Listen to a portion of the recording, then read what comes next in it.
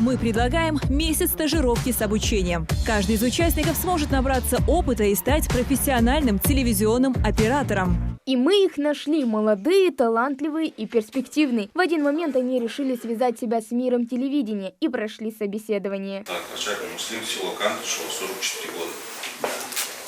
Муслим, Адуцу. Взрослый, да, для такой работы? Нет, да, я немножко... Все от тебя зависит.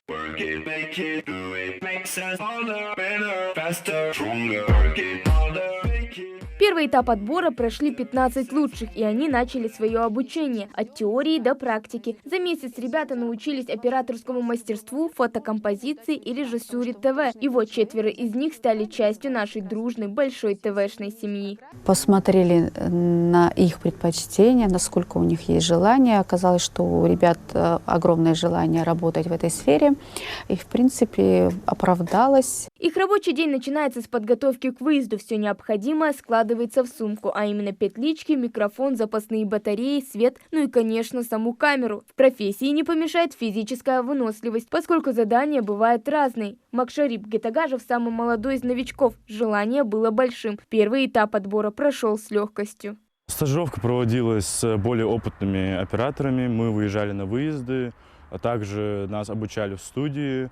Была теория поначалу, после мы перешли на выезды, ехали, пробовали что-то новое. Мне очень нравится эта работа, так как телевидение – это творческий процесс, и для меня, как для молодого человека, это очень познавательно, интересно. Гибкий график работы, конкурентоспособная зарплата, возможность профессионального и карьерного роста, социальный пакет. Плюсов у работы немало, как и возможностей. На канале Магаз операторы делятся на тематических и новостных. Выверенный баланс, свет, четкость картинки и никакого пересвета, иначе брак. На самом деле, когда уже непосредственно приступил к работе, уже понимаешь, когда сталкиваешься со всеми проблемами, связанными со съемкой, уже это не такая уже и легкая работа, она требует много умений, много знаний.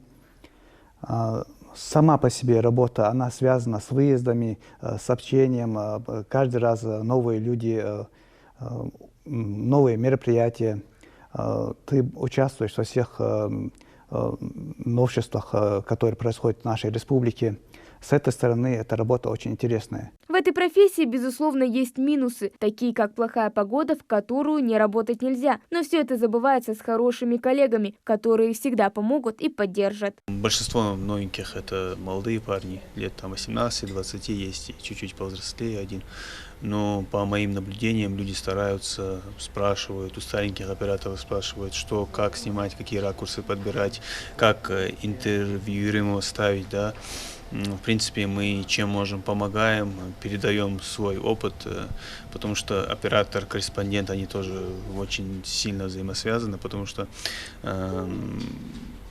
оператор видит через объектив, а корреспондент видит вот тут в голове, поэтому связка очень важна. А наши новые операторы, довольно активные ребята, они влились в коллектив, стараются делать качественные подсъемки, и я, конечно, желаю им еще больше опыта, желаю успевать за корреспондентом, и самое главное, чтобы корреспондент и оператор работали в тандеме.